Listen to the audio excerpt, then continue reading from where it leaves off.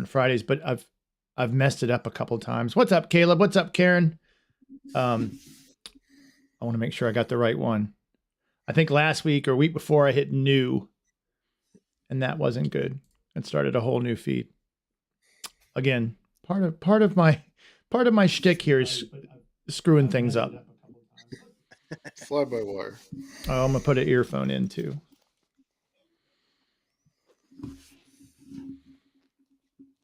Yes, Karen, I'm glad you remembered on time. And then too, Jeremy, you can do this. You just pop up. Bang. Yeah, that's awesome. And I like doing it this way. I enjoy it live because if I had to really go back and, again, as I'm getting super crazy about the titles, trying to do a show, gosh, twice a week. I don't know how you do that. It's just unbelievable.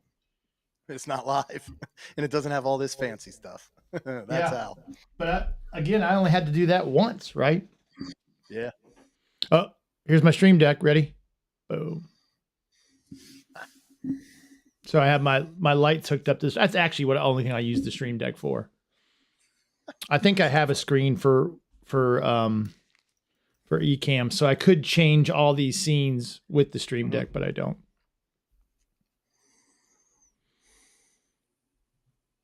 Well, I'm excited.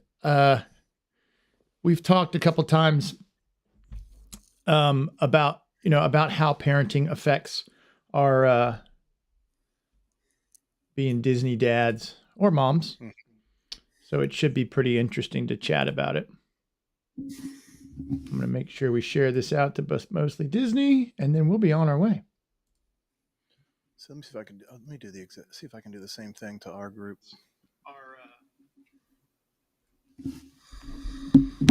I don't know why I like going live a little bit before the show starts, but I just think it's fun. Oh, totally. Although I always worry someone's gonna, and I edit this out for the audio. Mm-hmm. It is funny. I do, and I say it a lot during the show, but I'm like, this is great audio. I'm sure someone loves this. I didn't know I could share this to my story. Interesting. All right, you guys ready? Yep. Ready. All right. I was laughing before we start because I always start with this, "Hey guys," and I think that's like my podcasting voice, and I only do it in the beginning. Like the rest of the show, I talk normal, but for some reason, I go, "Hey guys," and welcome to the But Mostly Disney podcast. I'm Tater, and this week, as always, my friend on the other end, Andrew from Charleston, South Carolina. What's up, folks? How's it going? And we How's are. the weather in Virginia? What's that? How's the weather in Virginia? It's rainy and awful. It's like I've never been to Scotland, but it's very close to, I think, what Scotland would be like. It's 55 degrees and raining. Yeah, it's not nice. I'm not enjoying it. I had my earphone plugged or anything. It's not fun. I had my earphone plugged into my mic button. And with us tonight is my buddy Jeremey Stein from Main Street Magic Podcast. How you doing, man? I'm doing good. Thank y'all for having me. I'm excited. See, you've kind of got a podcast voice. That's just my voice. I use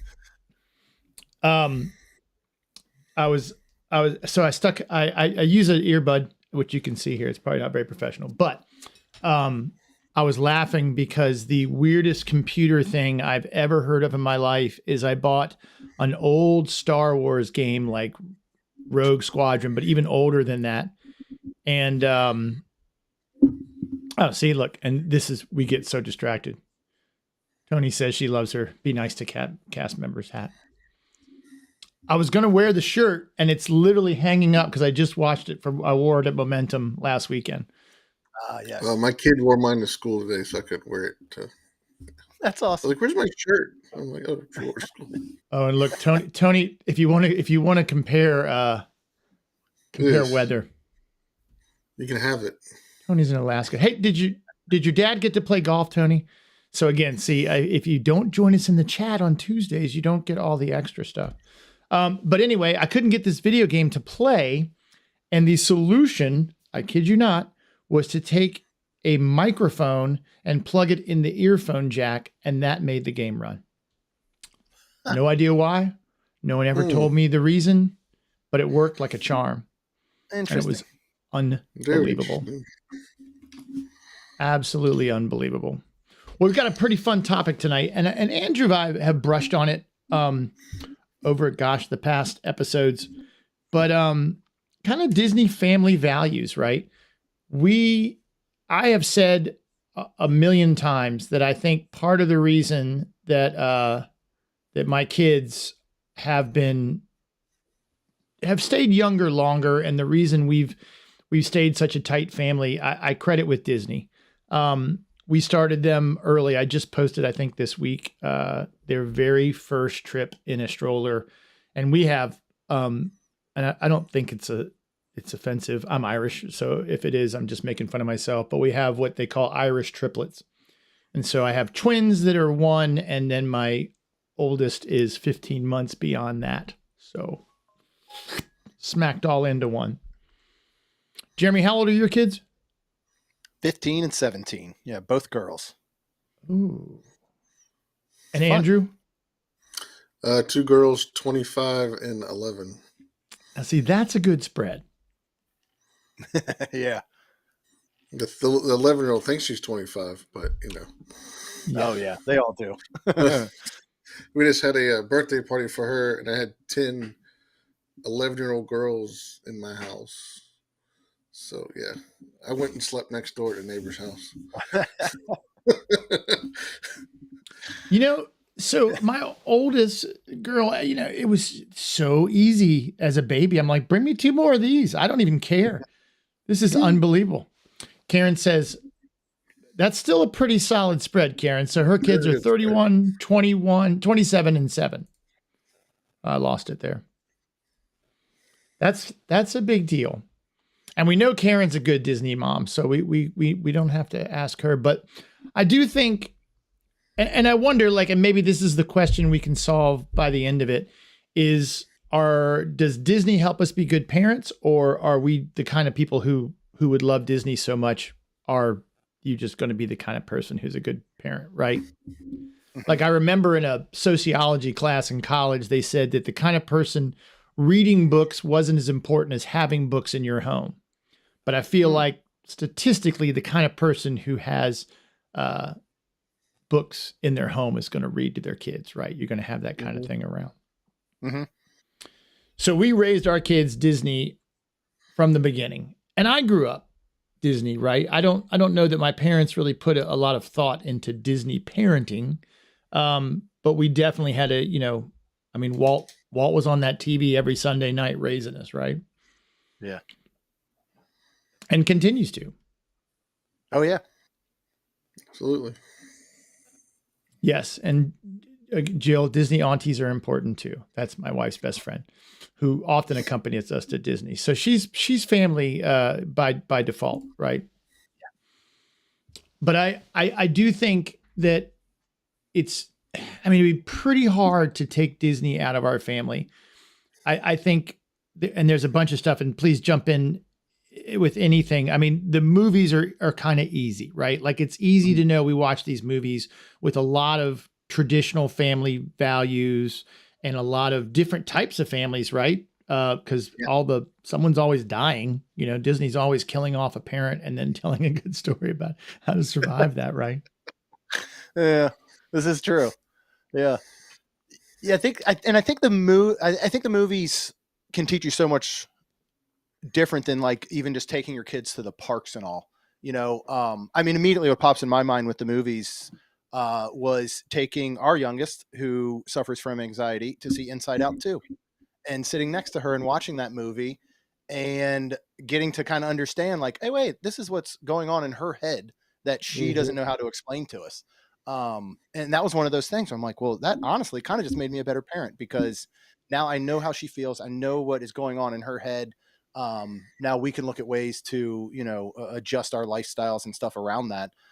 So I think a lot of the times we've pulled so much from the movies, which is cool, because not everybody can get to the parks as often as a lot of us get to.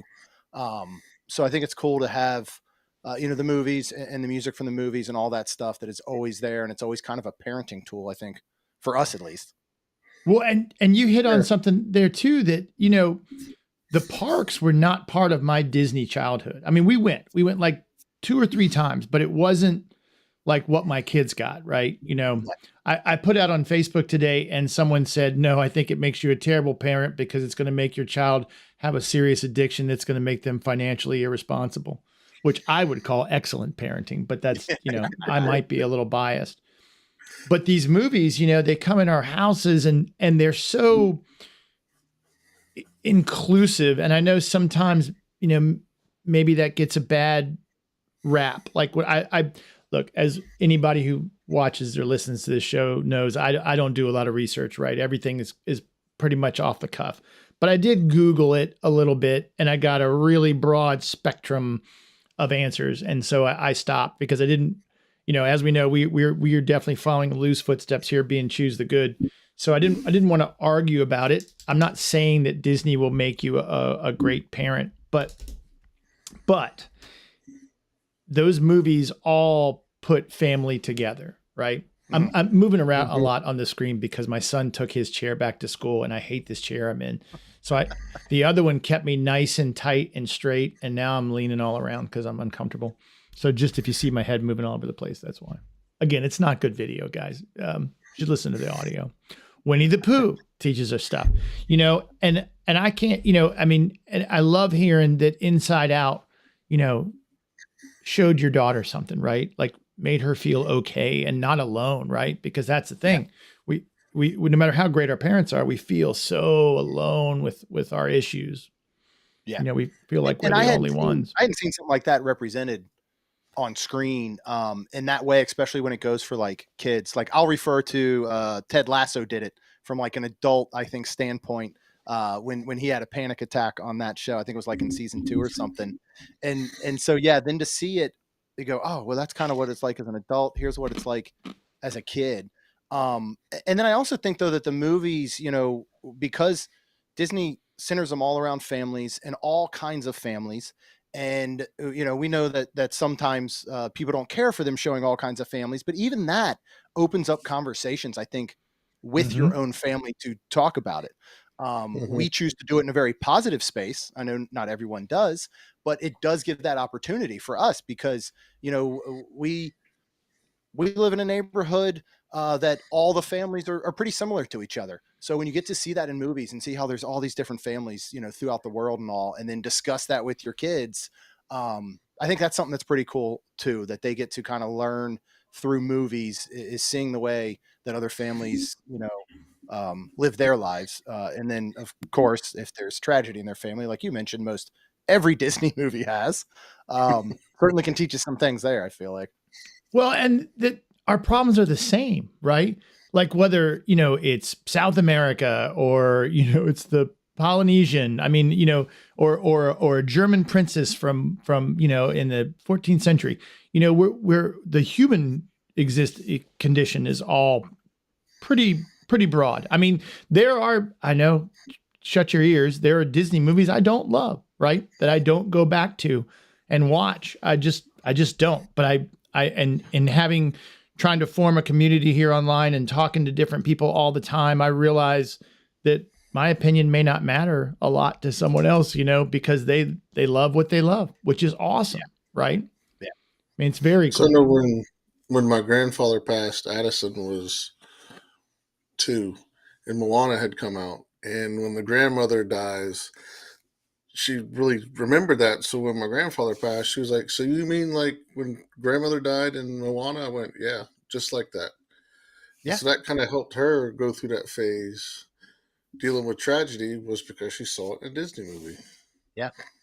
It helped her out. And then like for me, I didn't get to go to the parks till I was in high school. So all I had was Vault Disney at 5 a.m. in the morning and seeing all the old stuff that my dad watched when he was a kid, and then the stuff that I had. So, and then working for General Motors, we have a big, we don't know how, we still have Test Track, but we had a lot of Disney classes that we had to take about interacting with customers and stuff like that. But it also kind of was like, well, you can use that at home too, Yeah. and just some of the advice. So it's kind of not even leaked into the world, but leaked into like businesses and families, and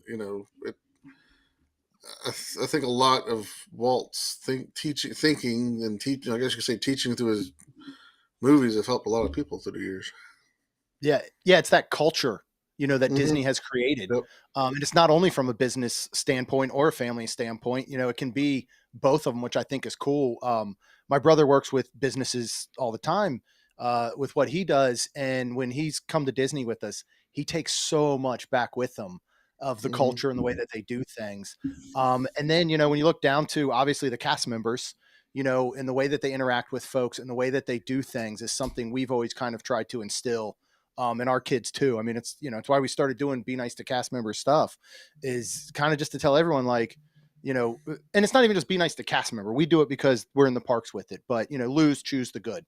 I mean, just kindness overall, I think is something that Disney has helped instill in our kids a lot, like that selflessness, like, again, going back to the movies, Olaf, for example, talk about selflessness and being able to show that to your kids and instill some of that in them.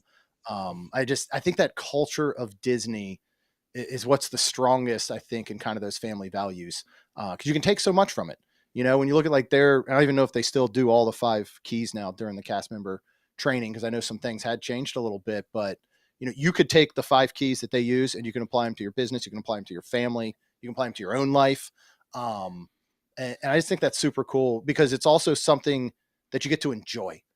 I'm not the type that wants to sit in a classroom and have someone tell me how to run my business. And, it's boring and everything's on paper. And when I go to the parks, though, I can kind of look around and say, this is the way that things should be done. They're well-oiled machines, every single part of it, but they haven't lost any sort of personal touch. I can't think of a lot of places, for me personally, what comes to mind is places like Publix, Chick-fil-A, Disney, those cultures that they've built. Not only are they well-oiled machines, but it's something you can actually enjoy as well while you're there. Well, and it shows that can actually work, right? Like I'm a capitalist at heart. I don't begrudge anybody making money. It's okay. You're allowed to make money. Don't feel bad.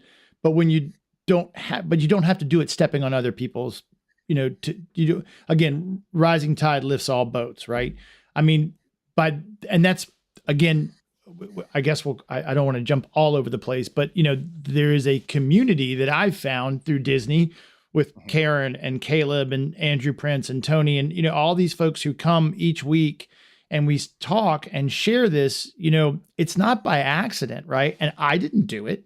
Even Lou, as much as I think he has done an incredible job, he is standing on the shoulders of Disney, and it does seem that it draws these people in. And there are people who love it, and it's amazing. I mean, and there's no coincidence. It's not an accident either that when something amazing happens, when someone goes above and beyond, even if you don't know Disney as intimately as we do, that people go, oh, it's like Disney. We were at Harris Teeter yesterday. I almost said Publix, but we don't have one in our neighborhood yet. So we were at Harris Teeter yesterday, and as I'm walking out, behind, there's a girl in front of me, an employee, young girl, and she stopped to pick up a piece of trash. And I find that to be, it's rare. It's not the norm, even though it should be. And then she was just going out to get carts and bring them back in. And when I was done with mine, she came over to my car and said, I'll take that for you. And then, walked away. And I got her name so that we can tell the manager she's incredible. But it's that Disney white glove service, Mm-hmm. I mean, if you watch a video of any 5-star hotel, it kind of just feels like Disney, right? Maybe a little snooty at times, but I mean, for the most part, they're giving you the kind of service. I mean, the first time I checked into the Contemporary, which was my first time staying on property, I've said it before, I felt like I was Cary Grant. I mean, I felt like a movie star, and it wasn't just because of how cool the place was and how excited I was. It was the way everyone treated us, right? Yeah. I mean, think of the first time you walk. Well, not the first time. Every time you walk in that door, it's welcome home. Mm-hmm. Yep. We go to check, and we're not DVC members, Right. So like, I mean, Yeah. we've gone into Pop Century, and we've checked in at the security gate, said, hey, we're checking into our room, whatever. Welcome home. It's extending that family and that community, like you said. We have cast member friends and listeners and all that have become like family to us. They've watched our girls grow up since they were 4 and 5 years old, and they're just kind of an extension of the family. Most of the folks that I talk to on a daily basis are folks that I have met through the Disney community. There's a reason for that. I think they're the ones that seem to kind of stay. And I know we all have something in common, obviously, with Disney, but still, I think when you find that community and you find those people, you also find people that have the same values and thoughts and opinions as you usually. You know what I mean? Mhm. So you're just extending your family even more outside of your own, and your kids see that. Like they see that all the time. My kids watch us, they grew up through Disney, and they watched everyone there, the cast members, the people, the guests, and all, and they've learned from that, plain and simple.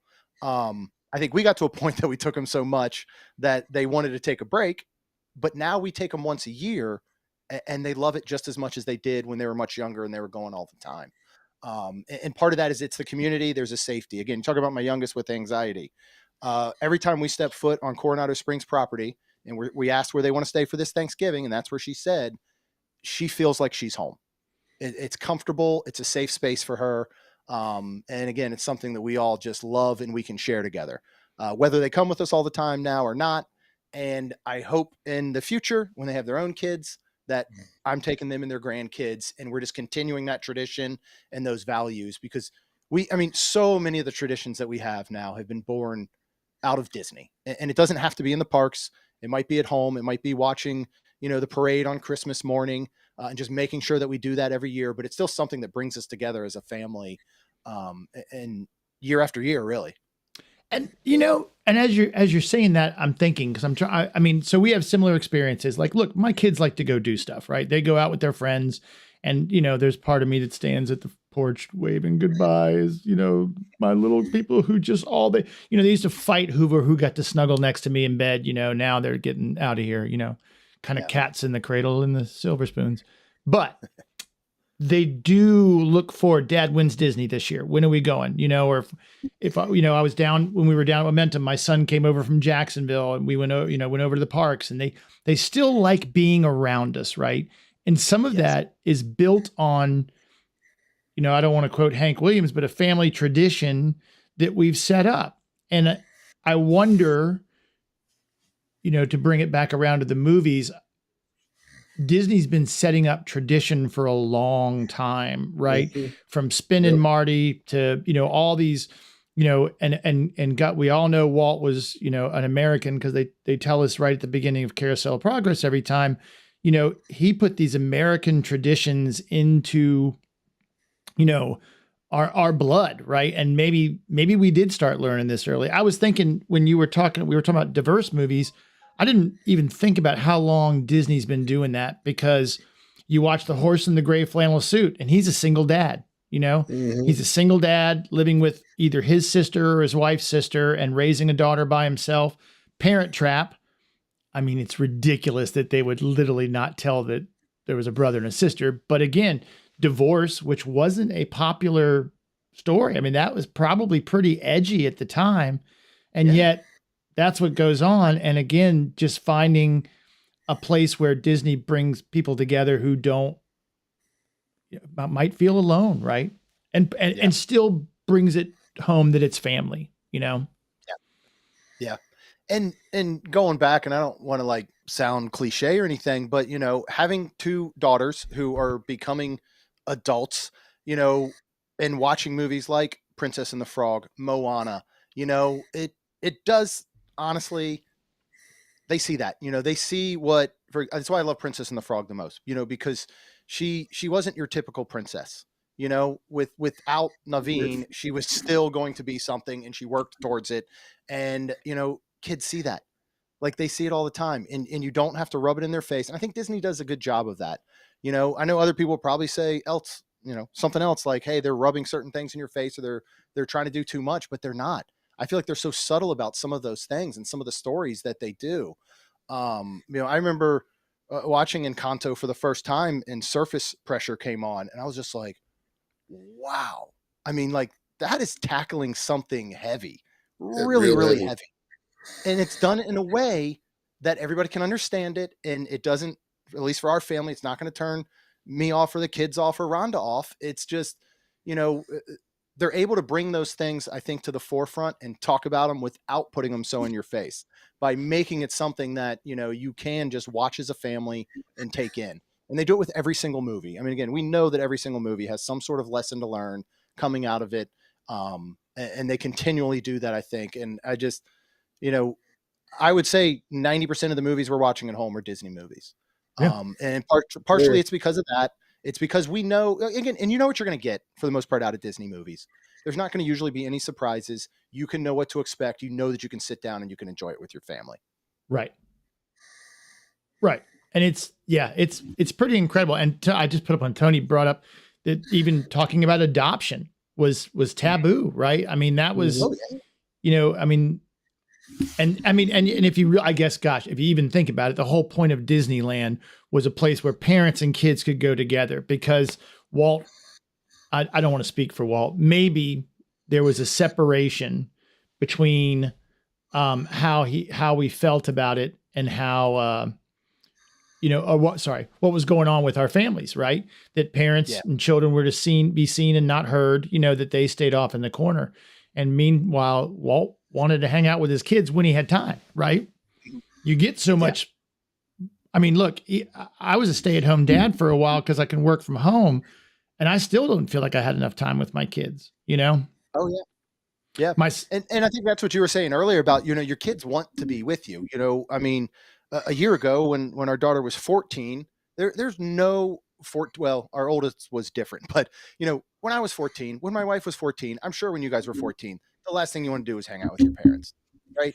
I mean, I think things have definitely changed in some ways, but last year where we were struggling so hard just to get our daughter to talk to us after she got home from school, she heard that Ralph Macchio was going to do the candlelight processional at Disney. And she came to us and said, "Can we go?" And my wife and I took her. It was just the three of us. And that weekend we got to connect again, like ways we never had before. And the only way that was going to happen was at Disney. I don't think there was anything else that could have come about that she would have been like, she certainly was going to be like, "Hey, let's the three of us go to the beach this summer." She doesn't want to be at the beach with her parents. And maybe she's using us a little bit to get herself to Disney, but still, once we were there, we created so many memories, and we were able to just kind of get back into her life any way we could. And we do that now. I took my wife, Rhonda, and then our youngest, Lacey. They went to a concert in Miami back in July. So I took my oldest daughter and her boyfriend to Disney for the weekend. And again, I would have not been able to connect with those two and have the moments that we had without Disney being involved, because there really wasn't anything else that the three of us were going to be able to do for a weekend like that. Mm-hmm. Yeah. And Karen, I just put up again, Karen brought up that Turning Red and Elemental, the daughter's feeling pressure, and something maybe sometimes as dads, we miss maybe a little bit. I don't know. I feel like I have a pretty strong feminine side. I miss it. My wife has to tell me, "You missed that whole conversation." I'm like, "I'm going in the other room." I mean, Turning Red probably taught me more about being me too. a father of a girl than anything else in my entire life. Yeah. We saw the movie theater and I was like, wow, I just learned a lot. Look, right?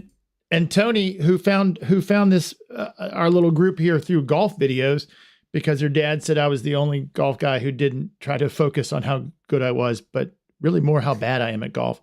But she's traveling with her parents, Yeah. Which, running it the other way, which is, it's pretty incredible. And community, built from the movies and the parks, right? If for nothing else, it's a family vacation, right? Now, I will say that I did leave a couple weeks ago, and it was the worst of what my friends who don't like Disney, this was what was going on. Kids screaming, dads had lost their patience, some guys yelling at his wife, "Stop talking." Look, Disney is definitely escapism, And a buddy of mine on Facebook, who I may have run a little wilder with in my younger days, was like, okay, I'm trying to wrap my head around it, but you really, really, really like Disney, don't you? Okay, that's okay. And I'm like, well, a lot of the same things as when I drank, right? Trying to escape. Big kid doesn't want to grow up, right?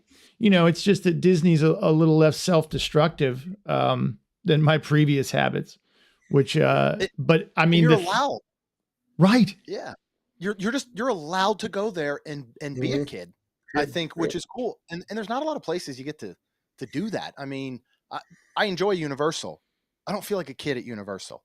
Right. I just don't. There's just something so different about the way that Disney does things. And maybe it is because it's so ingrained, obviously, in my life as you look at me and all around me. But still, there's just, there's a feeling that you have. And I think you're right. It is part of that escapism, if it's just being able to get away. And who doesn't need that nowadays? To be able to just go there and just enjoy yourself. Everyone needs that. Just Tony says it was because my son and neither one of us wanted to get up early for golf. I do remember that. It was really early. I think I hadn't had coffee. Seamus is in the background just rolling his eyes, but we were doing it together, right? Son and dad. Yeah. I've said this before. He picked up golf 2 weeks before he went to college. Like, we could have been playing golf for years. I took him. Yeah. I took the girls out. I tried to get someone into it just so I could go, oh, baby, I want to do the gutters, but I got to take the kid golfing, Father, it's family time. There's nothing I can do about it. What would Walt say? Yeah. So my first father-daughter trip was a spring break, and it was eye-opening for me. Just her and I doing whatever she wanted to do in the parks early in the morning, and afternoons we hung at the pool. And I probably had more fun hanging by the pool with her than, standing in line for the mine train or whatever. It was just spending time with her, and then knowing we were, because we're lucky we get to go down more than once or twice a year, knowing that we can come back again and do this again whenever she wants to, and it can just be her and I, it could be all four of us, or just her and her mother, whatever. But the escapism part of it, it makes even special, because I can just turn the work off, I can turn outside influences off, and focus on her, focus on my wife, and all three of us, all four of us. So it's part of one of the better things I like about it. That, and like we said before, I can go there and I feel like even if I'm staying at Pop or Poly or Grand Floridian, they treat everybody the same. Yeah. Well, and it really shouldn't work that way, right? Because think of how expensive it is. Like, it seems like it should be stressful, Putting, I'm going to split that over 4 credit cards, sir. Trying to pay for a meal for your kids, but somehow we do it. And I really think it's paid dividends. I wouldn't take a penny back. I think, look, I think we all want to be cool, right? Like, I mean, you want to be cool, or at least there's a period in your life you want to be cool, and you start out as this magical little person who can wear plaids and polka dots and do whatever you want, and everything's magical and nothing is forbidden. And then as a guy, for me, you find girls, and then you kind of dial it in a little bit, right? And then you turn it back up later on, maybe post-college, 27, something like that. Like, you finally get back to a place where you're secure. And I had a buddy, and I bartended since I was 20. So I've been in the hospitality world, which I've always had a little Disney in me there. But he was like, what I love is, like, you're so unapologetically Disney. Like, you don't care what anyone thinks. You don't care if it's for kids. You don't care what anyone says. And and that's the joy maybe of being either A, and I'd like to hope it's this, secure in who you are, or B, just getting old and you don't care. I've got a great wife, so I'm not looking to impress anybody. The older I get, the less people I like, right?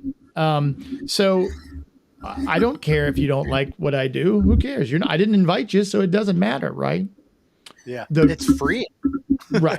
It really is. I mean, technically, I try to take everybody I meet to Disney. I do want to spread the love, but I also understand why people don't like it, right? Like, I don't argue for it to people who are just like, I can understand where it might not be for you. It's totally cool.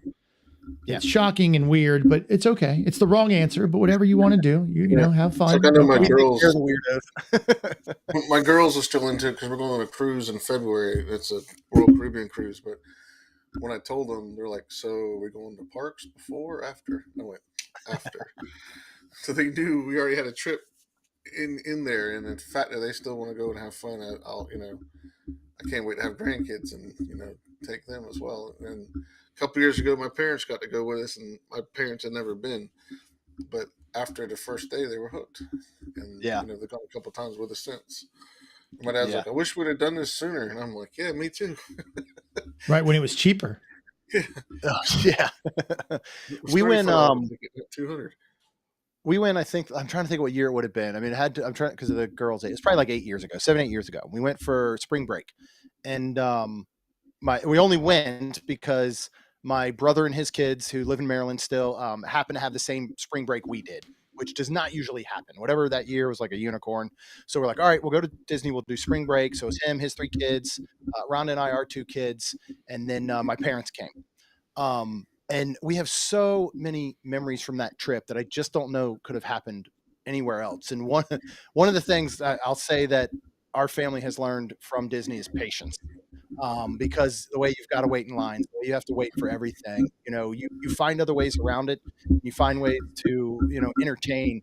We were waiting for the Indiana Jones stunt show in the queue, which now that I think about it, I can't remember the last time I had to stand in a queue for that show. But and we were going to be there for like 30 minutes, I think, before the next show was starting.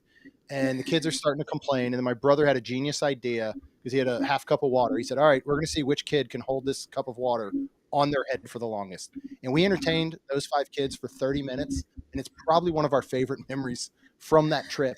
And it didn't have to do anything with the ride. It didn't have to do with anything but our family just being together. And I can't really think of another place that our family would have been together like that and had an opportunity just to entertain ourselves in that way. You know what I mean? Well, and it breeds that, right? Because one of the joys of Disney is that everyone's a little nicer there. It's kind of like, I mean, with there's always an exception to prove the rule, but it is the kind of place where you walk an extra step to put something in the trash, right? Or you let somebody go ahead of you, or one of those people whose their family's up in the front of the line and they've got to go up there, you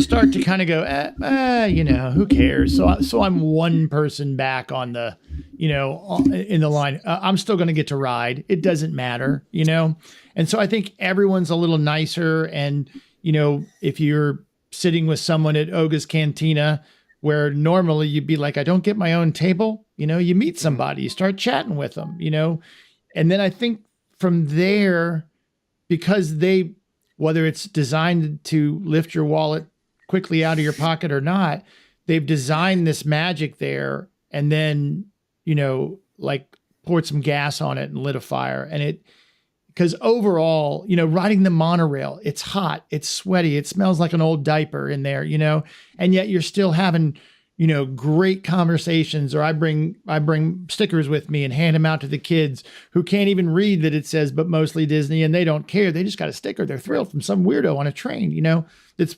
flying over we're going in a hotel. What are we doing? And that's the great thing. I've said it before that when I go and film, I already feel self-conscious about it, but I really try to be invisible, like even if I was filming a parade, I'd put a kid up in front of me before it, because you just feel like you should, right?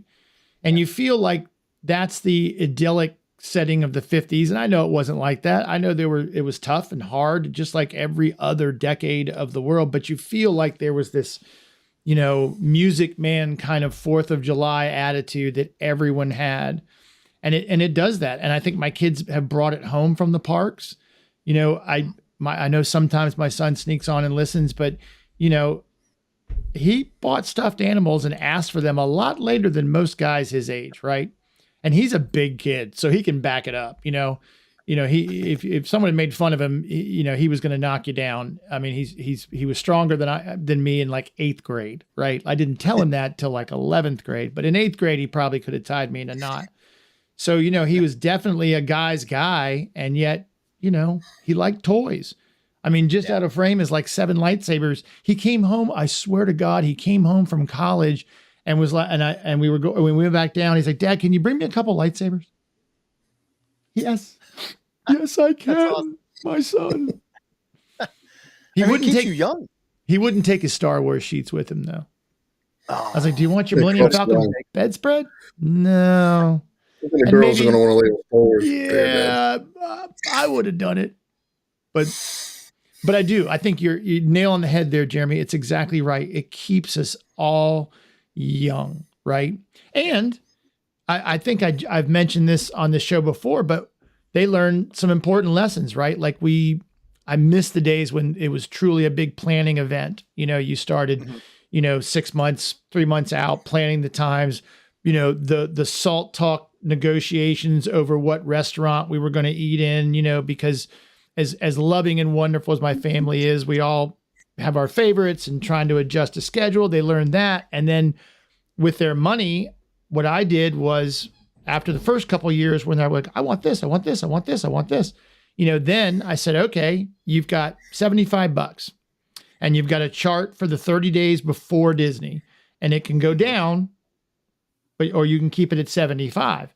And then when they went back to the park, they're like, oh, I love this, Dad. I'm like, well, do you want to get it? You've got the money. Well, Dad, I'm gonna hold off till Thursday to see if any. Yeah, when it's your money, you're a lot more discriminate in how you spend it. Whereas when it was my money, we're buying everything on the first day.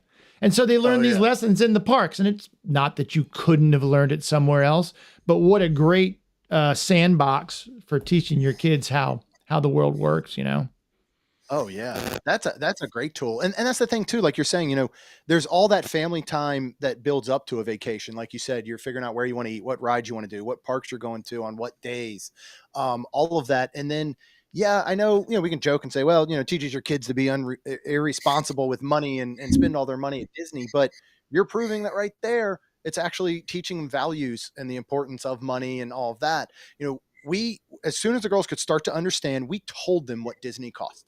We would sit in a hotel room. We would say, how much do you think this costs for the night? And their kids are like $20. No, not exactly. But it's just starting to show them like, this is what things cost. But it also, we've tried to teach them like, look, this is our happy space, right? This is the place we want to go and spend our time and spend our money.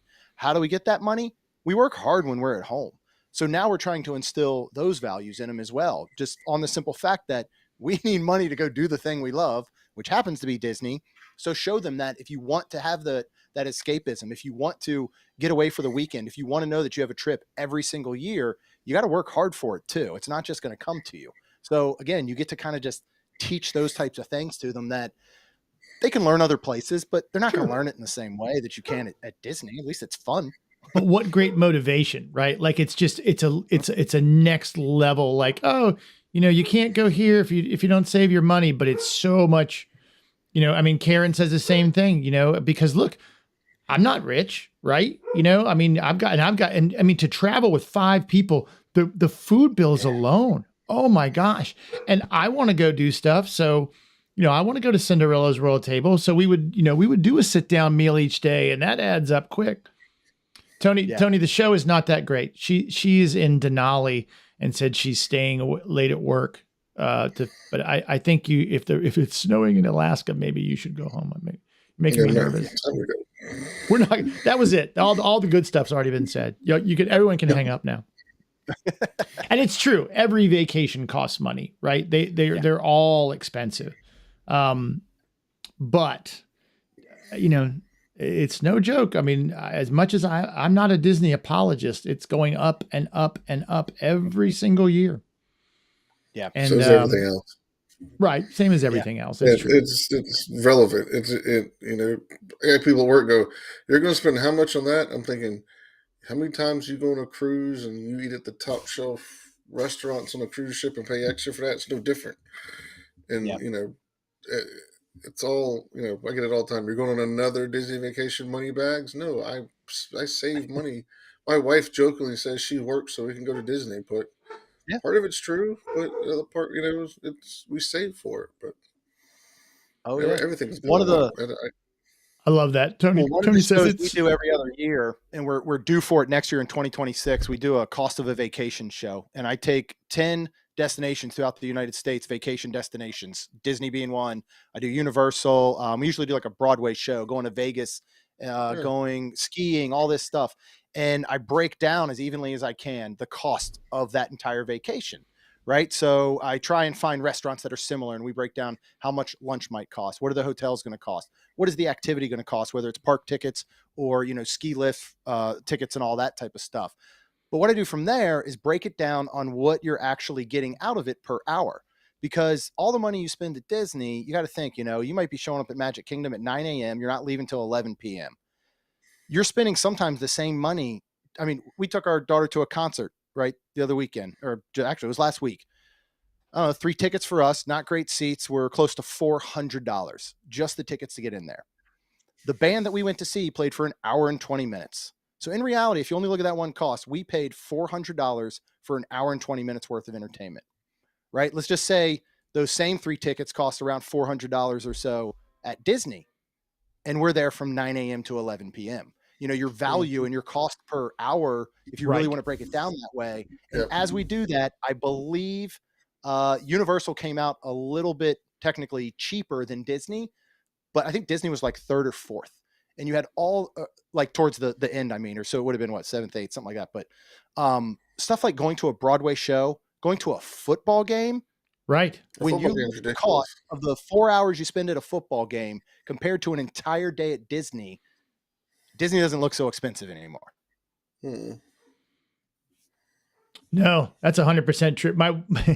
So look, I played football in high school. I love golf. I don't watch sports. I never have. I lived in Jacksonville for a while. We would go see Jaguars game. I'll go see anything live. I don't follow sports, is what I should say. I'm pretty sure that's why my wife married me, because I like to shop. I don't watch sports. I love show tunes, but I'll still get in a fight at a Jimmy Buffett concert and throw someone down the stairs. Different podcast. I'll tell you that story another time.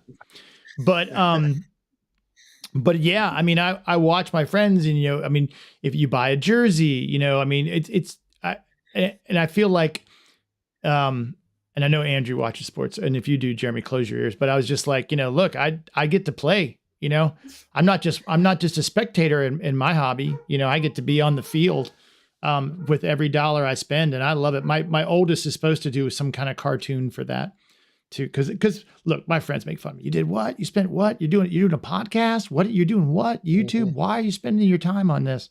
I was like, because I love it. Well, you're not making any money. Not yet. Right? Yeah. And if not, who cares, man? This is so much fun. I love these Tuesday nights. Yeah. Because again, when you're staring into a camera by yourself, and Jeremy's in Florida, Andrew's in South Carolina, I'm in Virginia, how else but a Disney community do you guys end up getting together? Yes, most Right. Jimmy Buffett concerts are not violent, by the way. It was a very odd situation, Tony.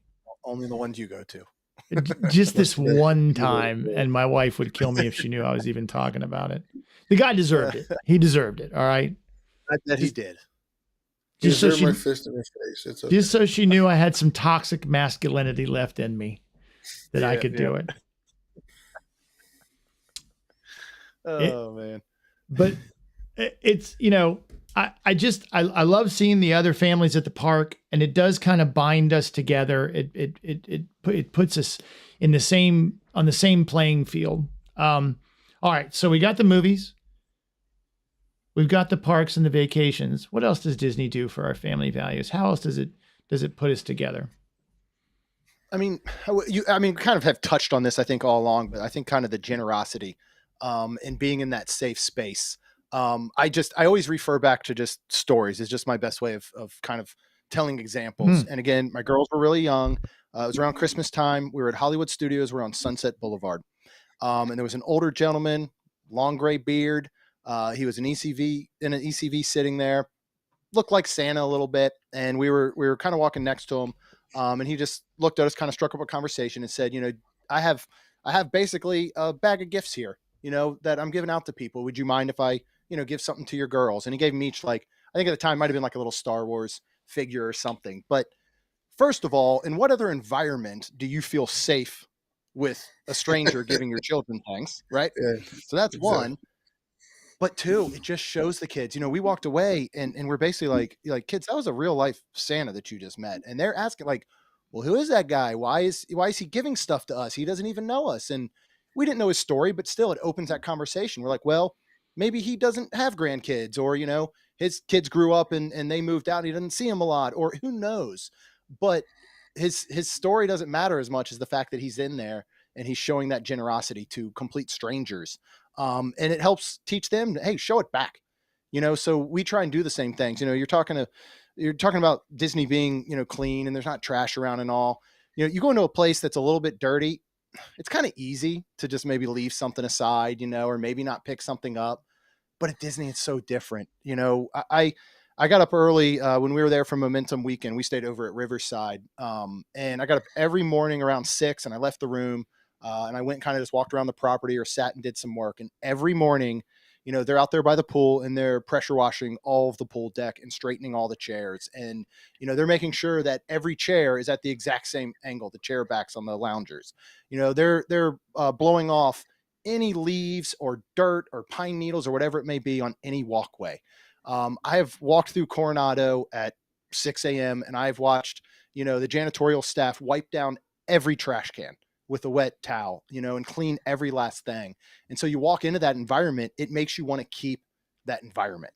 So it doesn't exactly work as well in our kids' rooms, but at least it's something we can try and instill in them. Like, is this the type of environment you'd want to live in? Like, look at how clean this is. Look at how much they keep it up, and look how much pride these people take in the parks, down to janitorial staff, So I still think it shows them like all those different values that they can pull from watching folks at all different levels. Well, It's and the fact that you can watch that same janitorial staff next to a guest experience manager, and they're kind of working hand in hand often, well, and that's the thing, right? Is it doesn't always work on our time, right? Like maybe it doesn't translate to you get home and then, Dad, I'm gonna clean my room and I'm gonna put a trash can every 7 feet so that when I have a hot dog, I know where to throw the wrapper.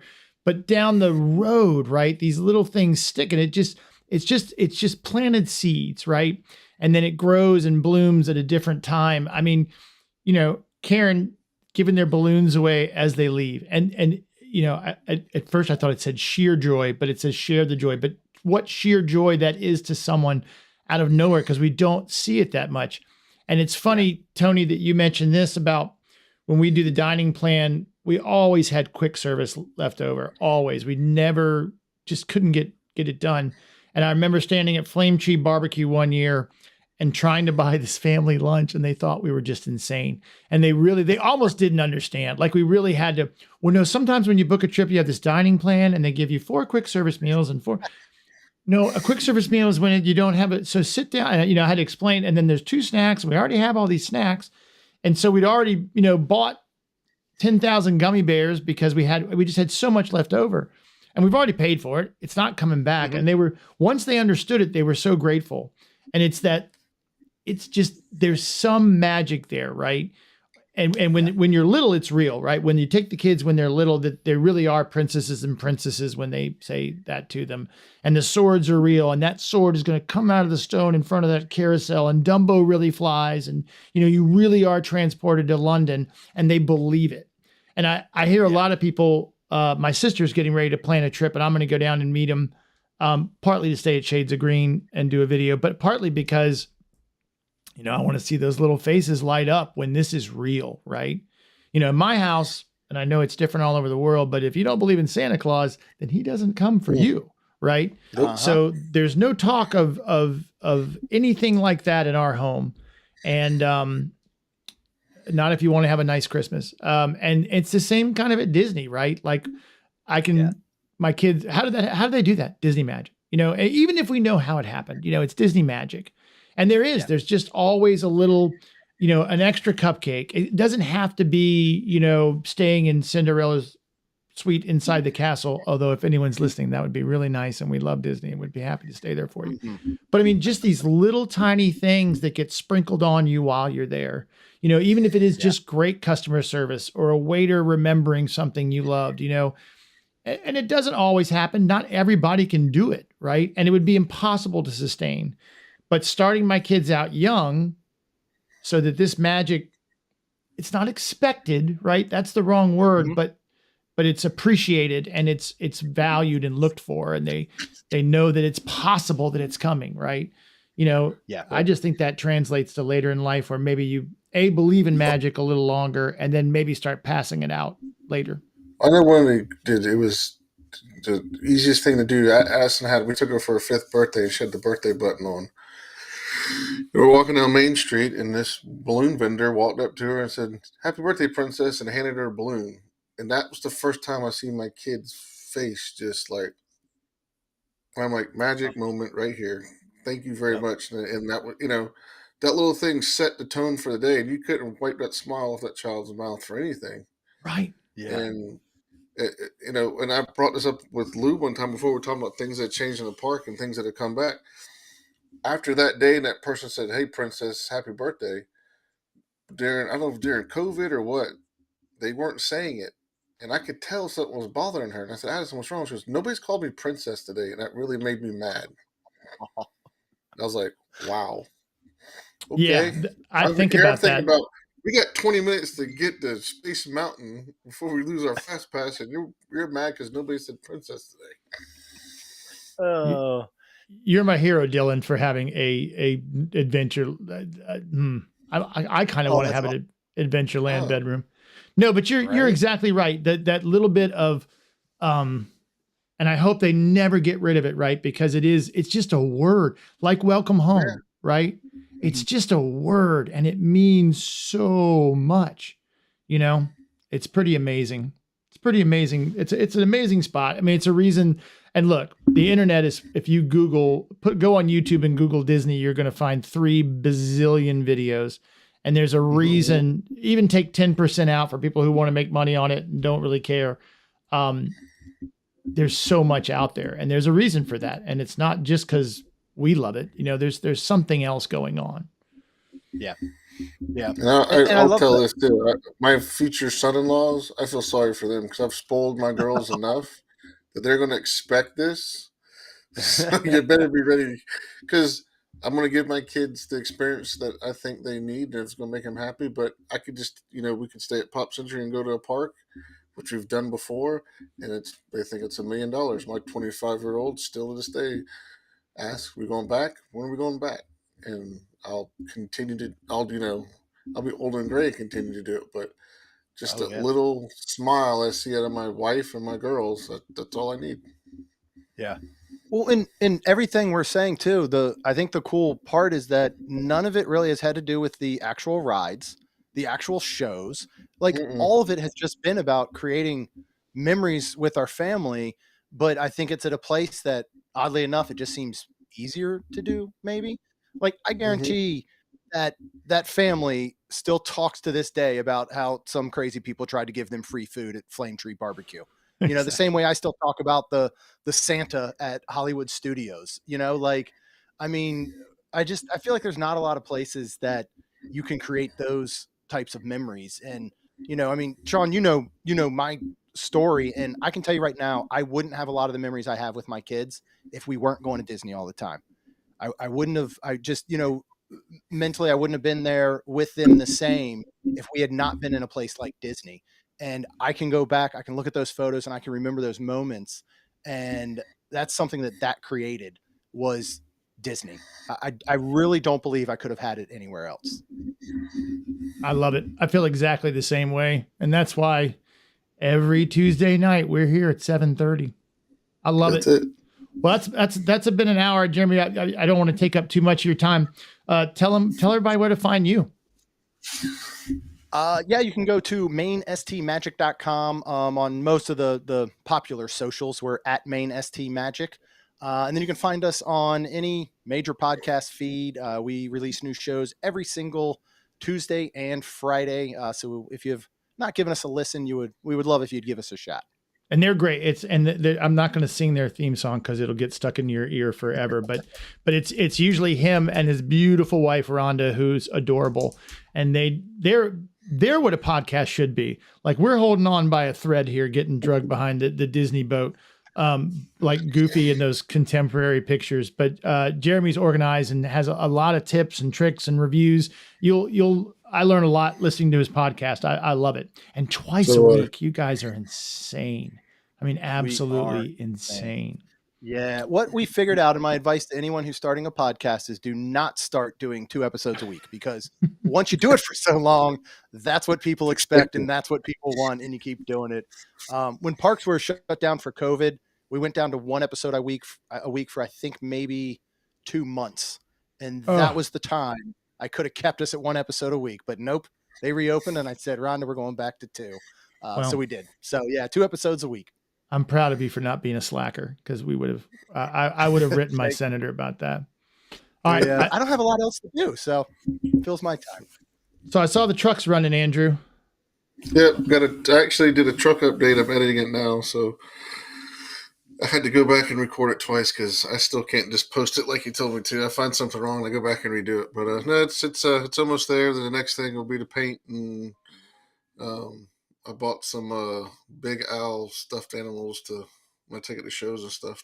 I'm waiting for their old vintage, like from the 70s. So I'm pretty interested to get those things in here and look at them. So that's awesome. Interesting. So yep. My dad is Big Al. That's what he's gone by. So Big Al, and that's my favorite character. That's awesome. All right.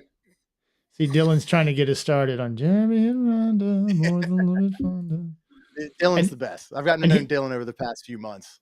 And he's got, and Jeremy's got a great merch shop too. I mean, they've just released some new shirts that are incredible. Look, there's one right there. Yeah, that one's cool. I gotta get that one. It's our constant Hatchaway one. We're trying to do fun things. Somebody I've worked with for a long time in some other spaces is an awesome designer. So he became an AP like 6 months ago. And so I was like, hey man, you're in the family now. You're in Disney, man. Why don't you start designing some shirts for us? So luckily he started doing that. So we got a lot of cool stuff coming out. And I don't know if you can read his hat, but it says, be nice to cast members, which he has on a bunch of shirts. And every time I wear mine, like sometimes you get to go around the people mover an extra time, do. or at least that, everyone goes, oh, hey, thanks. Great shirt, which is fun. It's fun to interact that way. And it's cool. Yeah. And then, we have some shirts up. I think I had to take the word Disney out of my logo, so it's just BMD. But you can head over to butmostlydisney.com, and there's a merch shop there. And I just posted today that I've been putting little park sayings like now is the best time, stuff like that on the front of them. My favorite is the line is the ride, which is something we started saying when Disney started doing those interactive cues. I'm pretty sure we made it up. I think it's ours. But my kids would go, look, Dad, I go, the line is the ride. So now when we're stuck in there for a long time and everyone's sweating and staring at their phones, come on, guys, the line is the ride. And then I've got a newsletter. So I'll leave that up there just for a second. You can scan that QR code, or of course, this will be on YouTube afterwards. And sign up for the newsletter. I'm 2 weeks in a row on that, which is really good for me. And I promise I'll keep working to try to get that every Tuesday. And then we'll be back again next Tuesday night. We even have another guest. Stephen is coming back on, Andrew. This is how much cool. I don't even think I told Andrew that you were coming on tonight. I think he's literally saw it on the internet. Okay, I couldn't remember. I told you we're not really planners around here. We'll go Monday morning. How about we talk about this? Sometimes it's Tuesday afternoon. Hey, what do you want to do? But he's going to come back on and talk about, I was just in the hospital, so I'm moving slow, talk about some strategies for getting your legs and body right for those 30,000 step days. Cause my twins turned 20. Well, today is their 20th birthday today. Wow. I know it's sad cause they're both in college. We went up and saw Charlotte last Saturday and gave her a cake and a card. And we saw Seamus the weekend before in Florida. But speaking of traditions, we've always had cupcakes at 6 a.m. because my wife's a teacher. So we all get up early on everybody's birthday and have cupcakes for breakfast, which is how I know I'm a good dad. And didn't get to do it today. So I'm a little bummed. But next year they want to drink around the world. Okay. So Research trip. Let's go. I'm worried it's going to be extra steps, and someone's going to have to drive them home, which will be me. So, but I'm looking forward to it. Jeremy, thanks so much for coming, man. Again, please go listen to his podcast. It's incredible. Again, this just shows you that, I mean, technically, I guess in some world we'd be competing for audience. And I find that the kind of Disney people that are drawn together like this are the kind of folks who want to help each other out and advertise each other to each other, because, you know, it's better. And that's what we love doing, right? So please go listen to Jeremy. If you can only choose one, I'd choose his, because you're going to learn more. And if not, man, we'll see you back next week. Thanks, guys.